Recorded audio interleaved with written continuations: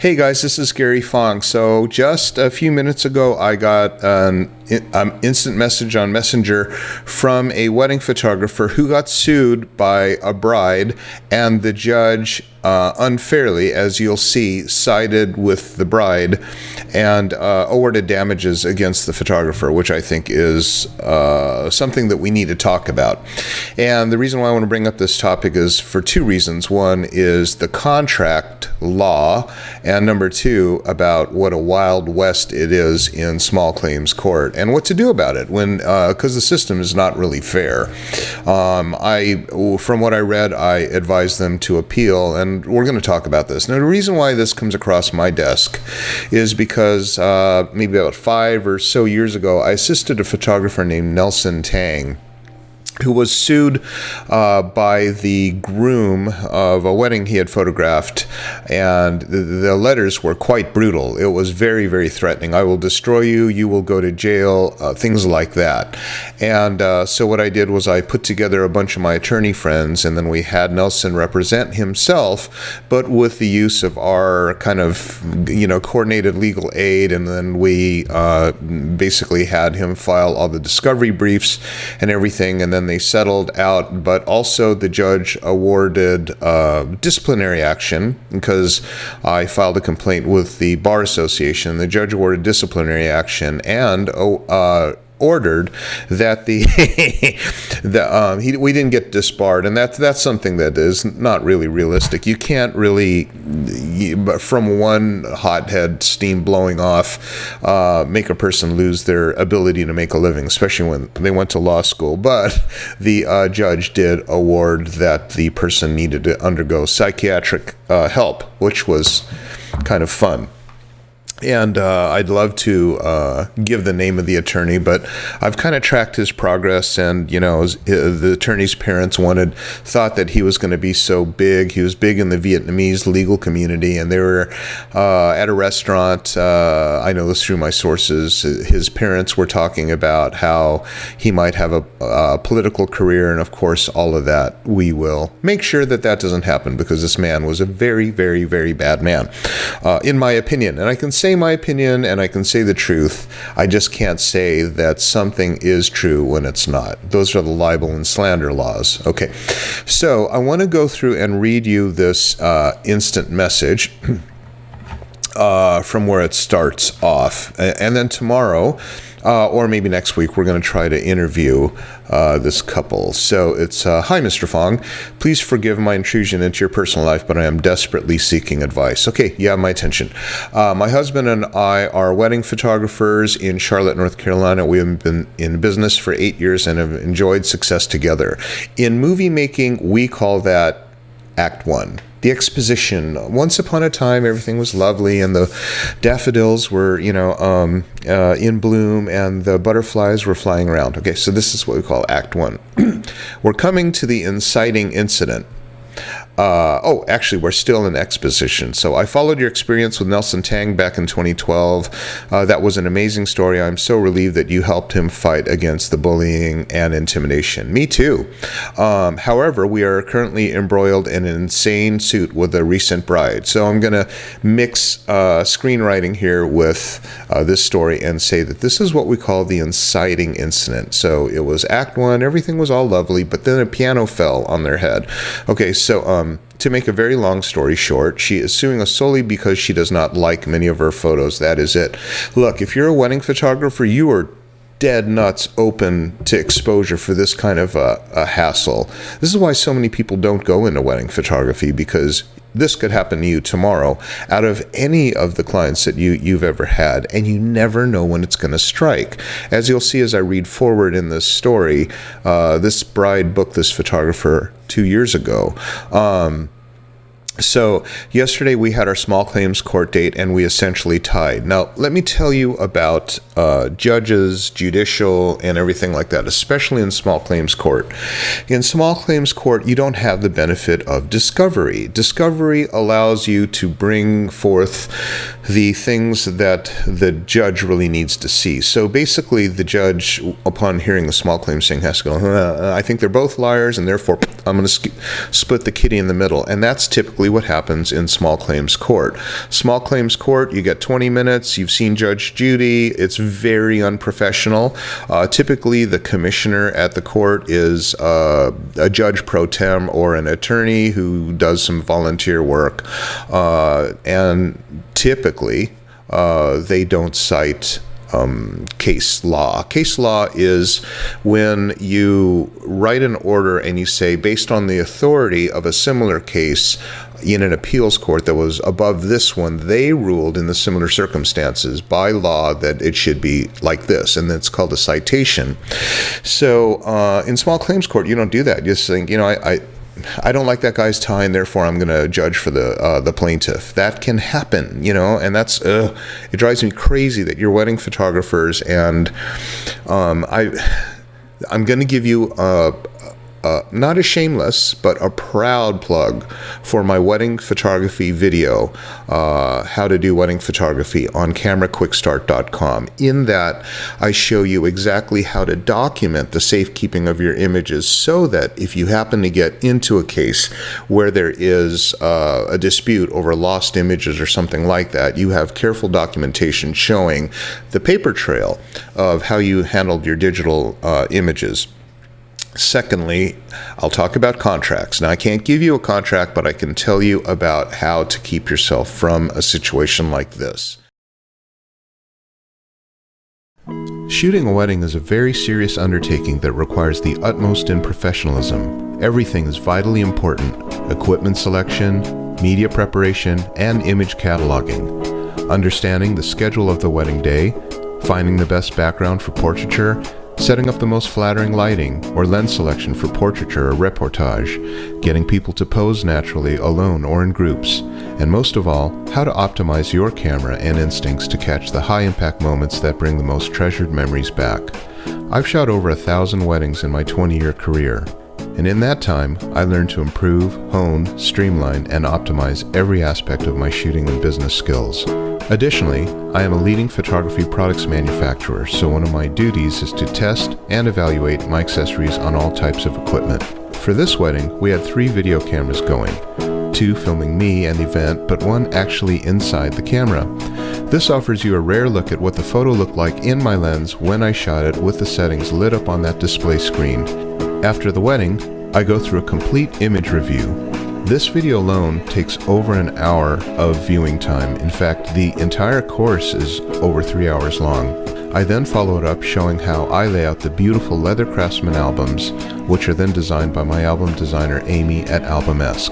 I promise you, you will not find a more comprehensive training on wedding photography anywhere else. Within the video, you have links that go directly to PDFs online that you can print out for your own use.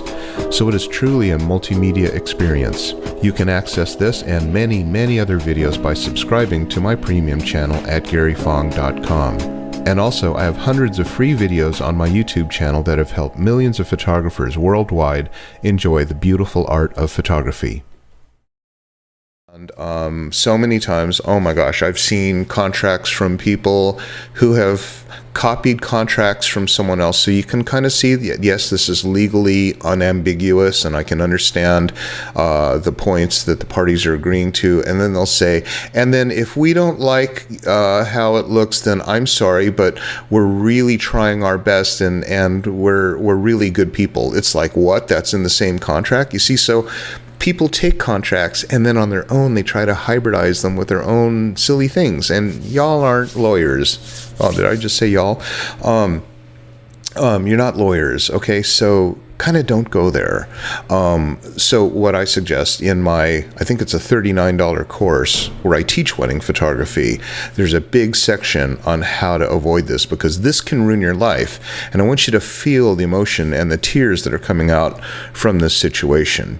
So again, it's on cameraquickstart.com, how to photograph a wedding. How do I know how that's, what makes me an authority on that is this. I'll tell you, I've photographed over 1,000 weddings in 20 years, but on top of that, I've been 23 years in continuous litigation, one case or another, coming from the United States. It's a very litigious country. And all the way up to federal jury trials, and literally like practicing law, which is why I'm going to sound like an authority here, because, when a person who has no even junior high education, lives in poverty or in a trailer or homeless or whatever, gets cancer, my goodness, they are, I've got squamous cell carcinoma, and it's metastatic, and, they're experts on that topic because it applies to them. So in my situation, I've had a number of lawsuits and great attorneys, and have learned a lot about law. So I'm gonna be the armchair. I'm not a lawyer, but I'm just going to be the armchair observer, speaking with my observations.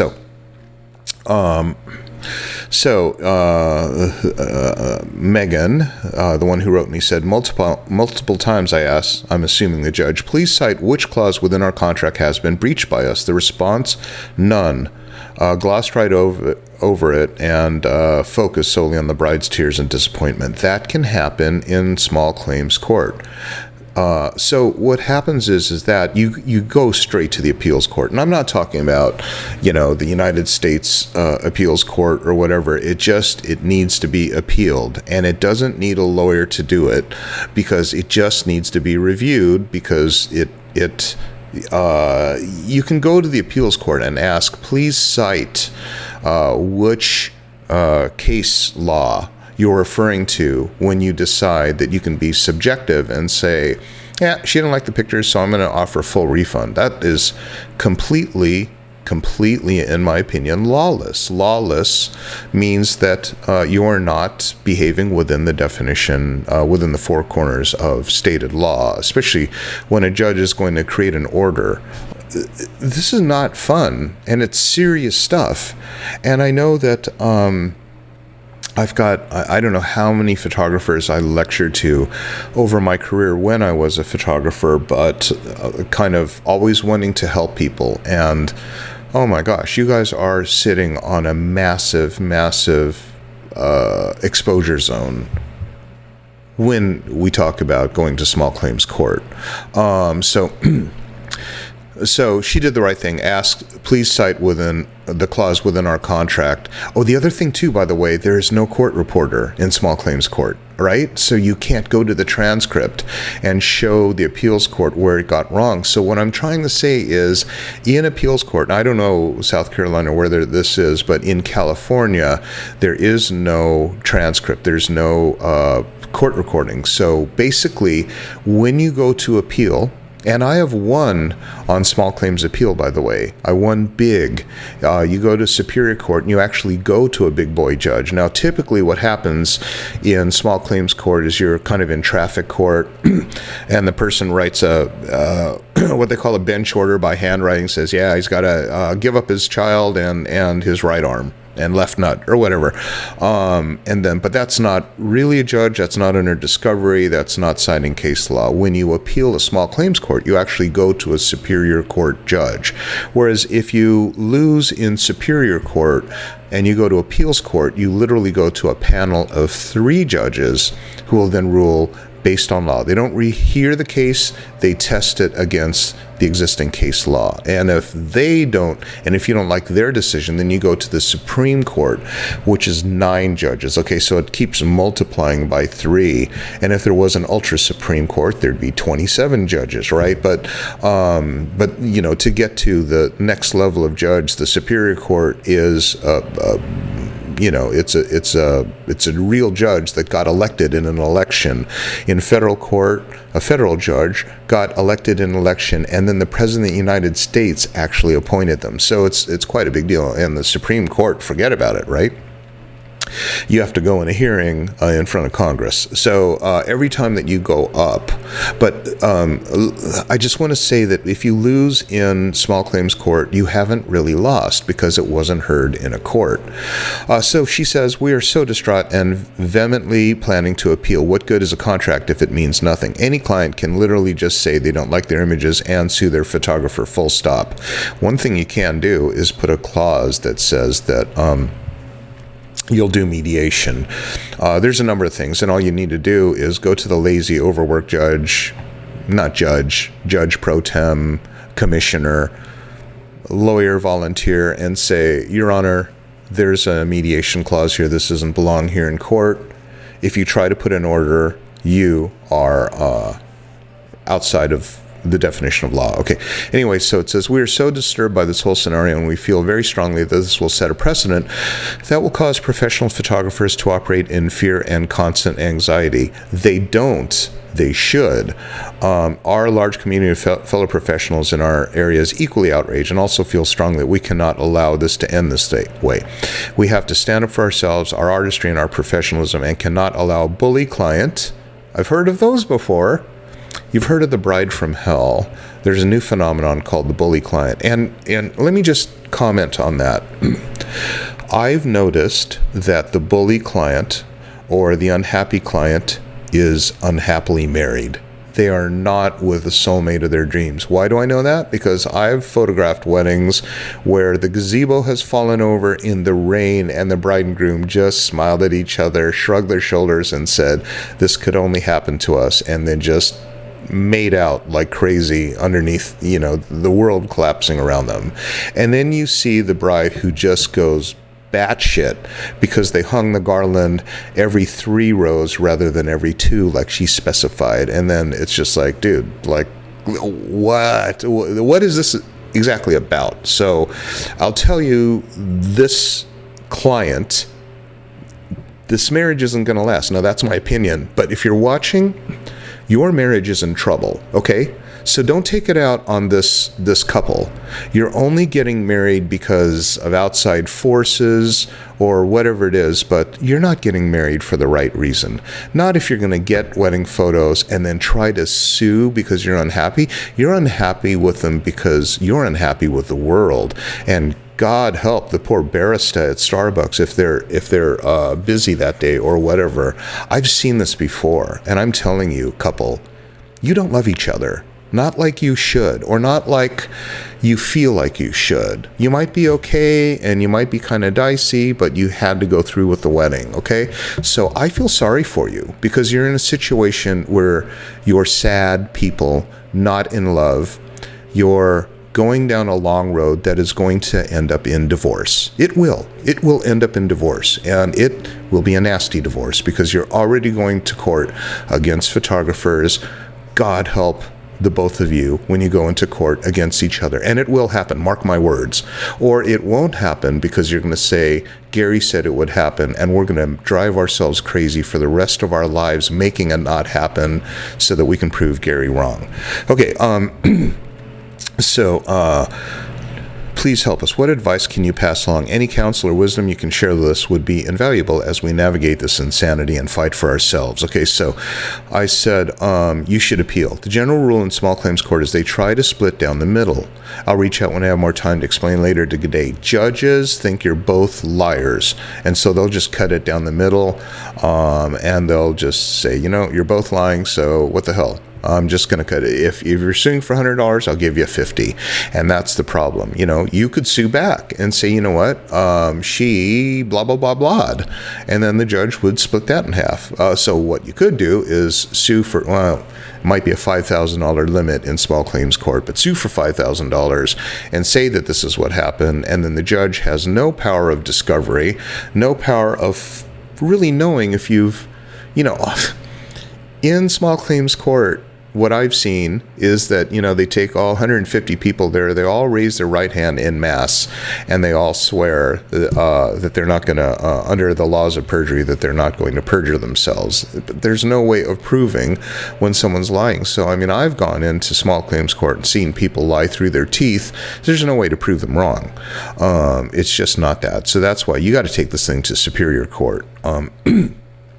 So I said, you can write the appeal yourself with some help.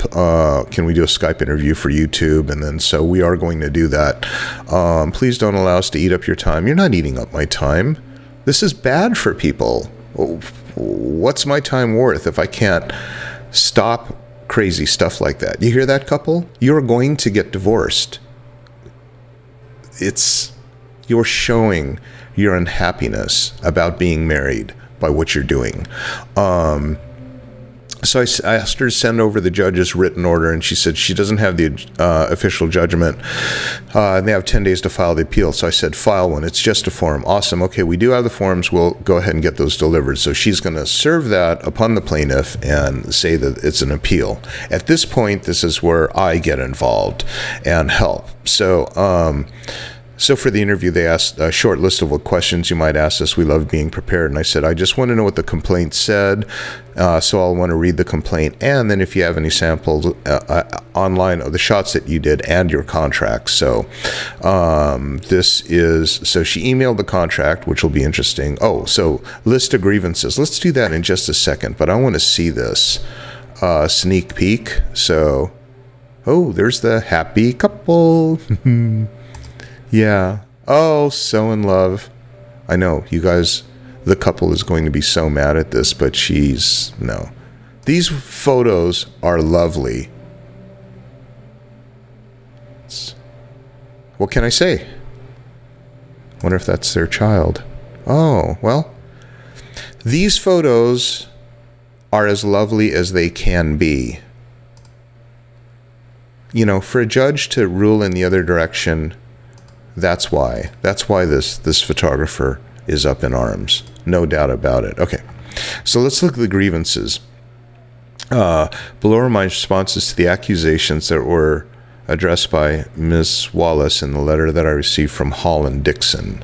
Holland Dixon, I wonder if the law firm? Client asked twice that you visit the wedding venue to plan according as to where to shoot the wedding shots. However, said request was never completed. I want you to do it, and I want you to smile when you do it, okay? I want you to walk around. I want you to look. I want you to take notes. I want you to look like you're interested. God. Tatiana asked me if we visit the venue beforehand, and I said, no, I don't.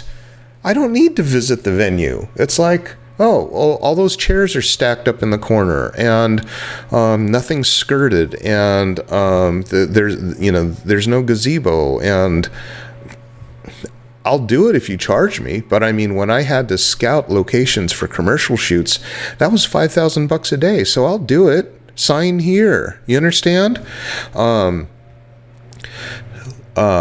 Never did she specifically ask us to visit the venue, let alone twice as asserted in your letter. Had this been an actual request, we would have invoiced. Yes. Oh, Tatiana and Travis. He looks like a Travis, doesn't he?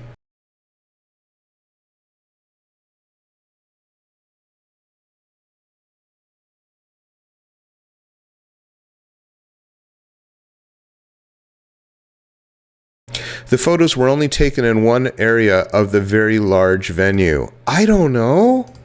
Okay. So you want to have a brick behind? What's the... Oh, Travis. Wait. I see two. I see two different places. Fake news. Per the gallery of their wedding, photos were taken in a variety of different locations at the venue. We did not walk around the entire venue. Ooh, let's take one in front of the restrooms, which is quite large. God. Oh, Travis. Tatiana. I'm seeing the heart with the thing. Done 1,000 weddings. You are the wedding. Invariably, that will... Am I a jerk? No. I'm talking from experience. You are...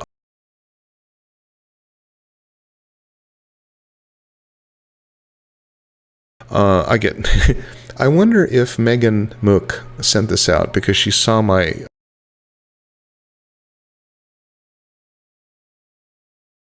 because I was so mad. Anyway, okay, so in the first look pictures, a bright red service door can be seen in the background. Bright red service door. I don't know. Is that not kind of cool? I don't know. What's wrong with the door? And, I would have had a problem if the branches were sticking out of... Actually, I wouldn't, because it would kind of balance this mass here, right? And the color's the same. I think, actually, I mean, as a photographer, compositionally, I would say, yeah, no branches sticking out of people's heads. But it actually might work here. And he's probably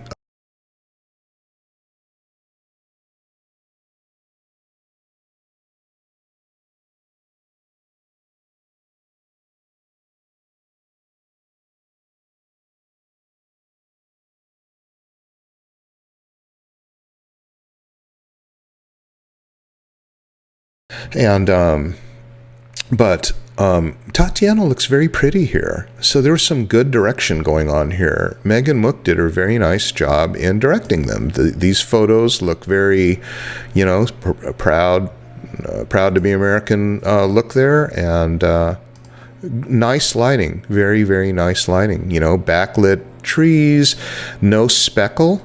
That's not hard to do. Come on, Judge. Judge.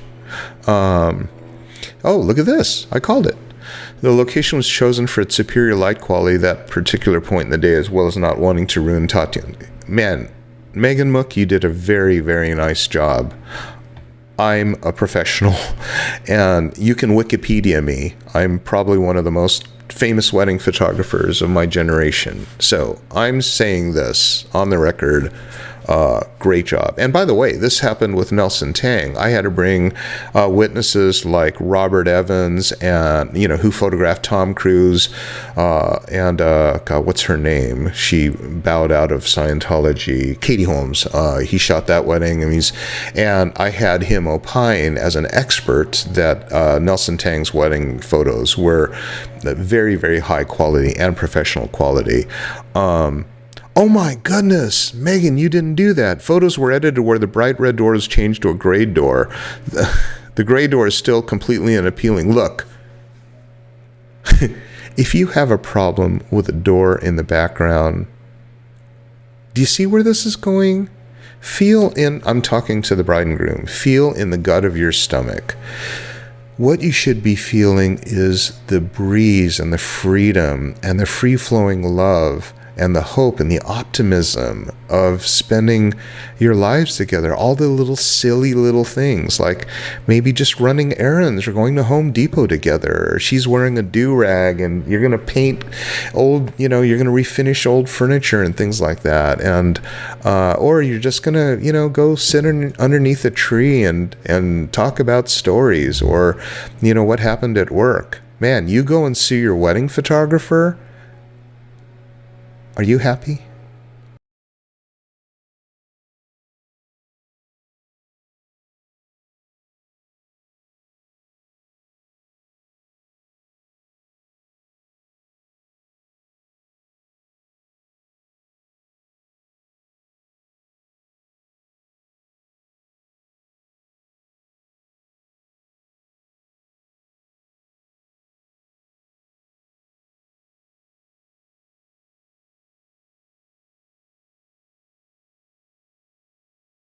And I'm only saying that now because maybe now might be time for you to.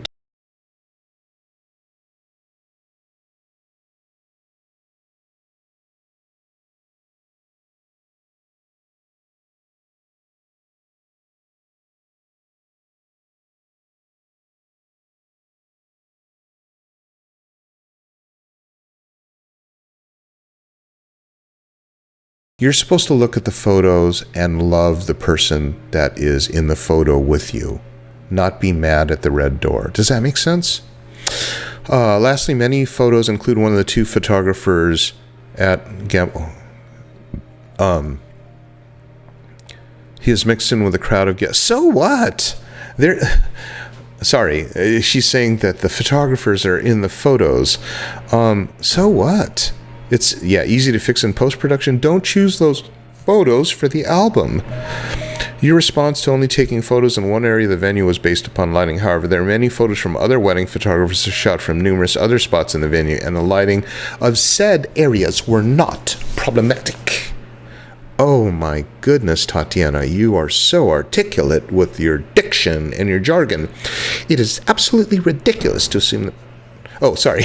That was Megan's talking. It is absolutely ridiculous to assume that every photographer works the exact same way. Megan, Trevor, is it Trevor or Travis or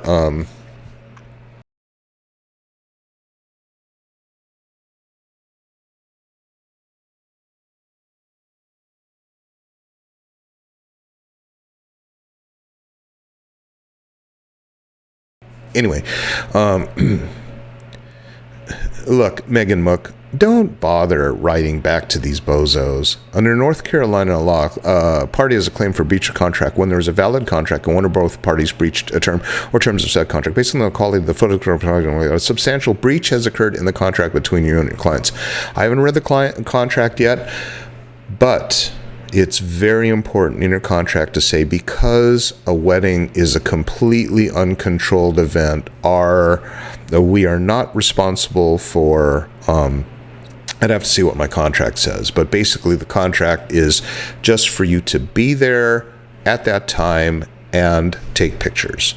That's it. The contract should say you're there, and you know what? If you're going to treat me like a jerk, I'm going to take 10,000 pictures of the room thermostat and be able to do that and not breach the contract. I mean, they'll say that this fiduciary duty and things like that, so...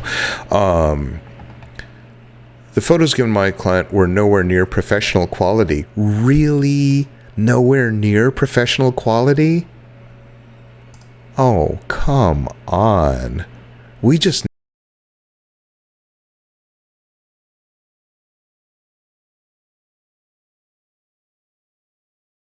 I'm sorry, but I do get a little bit...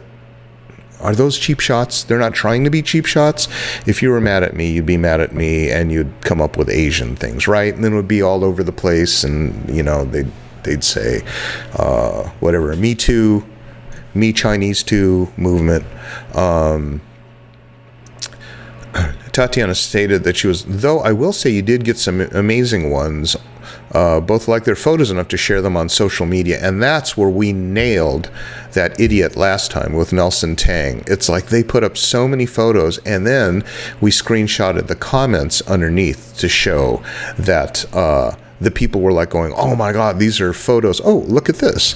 To garner dozens of compliments and praise of the photos from friends and family. They're disappointed with a small fraction of their wedding photos. Okay. After they received all their photos, they sent pictures of other photographers' work versus your work. So rather than unzipping her husband when he comes home from work, she's, look at this one and look at that one. Ooh. Was that a child that I saw? Oh, if that's theirs. Wait, it doesn't, there's no caption. I'm going to leave that. Decline my offer to cover the cost of an additional session. No, don't do that. Don't do anything. Don't do anything for these yucks. The wedding gallery is beautiful. The images they receive are right on target. I'm not interested in settlement negotiations. No, they are mad at the world because they made a mistake getting married. Here's their contract as well. I'll look at that. Her scathing review left on multiple platforms when we refused her refund demand. Okay, so now she's gone through and said things, and their demeanor that day was very unprofessional. Now this, Megan Mook, I don't know if you've seen what I did with Andrea Polito, but Andrea Polito was completely decimated by a bride over the same, want to say, slanderous, libelous comments. I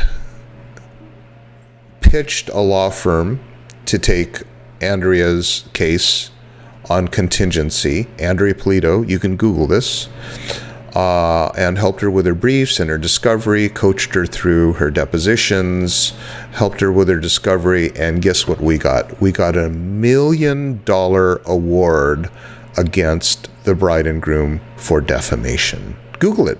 Andrea Polito. Polito versus Moldovan. Neely Moldovan. Who just if you want to go down the rabbit hole, now I'm only going to assume that many of you are happy people and you're whatever. You don't want to go down rabbit holes that are bad. The only reason why I do it is because, yes, I'm an extremely happy person, but I also have always stuck up for the little guy. I can't help it. Just can't help it. I hate hatred. Look at what she's saying. They had basic photo skills that anyone with a camera could have done. Megan, if you can you put this video up underneath that? and then put a link to my Wikipedia, or just ask people to, Google Gary Fong, expertise as a photographer. I have just about 5 photos of myself. I don't believe a thing you say. What's her name? Violet or Violetta or something? Savannah? What was her name? I forgot her name already. Oh, Tatiana. Okay. I don't believe a word you say, lady. Anyway, so I don't want to go into this. Let's see here. Oh, we can't see, but kind of tiny, but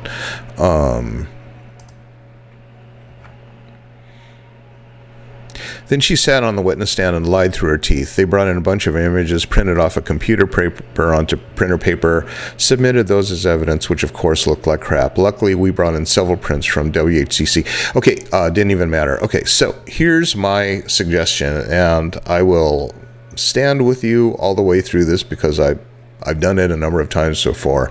I say you take screenshots of all that and file a defamation suit.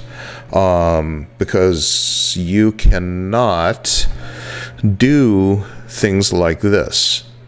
The case of Polito versus Moldovan proved it. $1 million jury award to the wedding photographer for being slammed on the internet. This might be the best thing that happened to you, and this might be a pretty bad thing to happen to Tatiana and Tex, because that's, am I making myself clear on what's next? So anyway, we're going to interview Megan and her husband tomorrow, or it might be Monday, but stay tuned.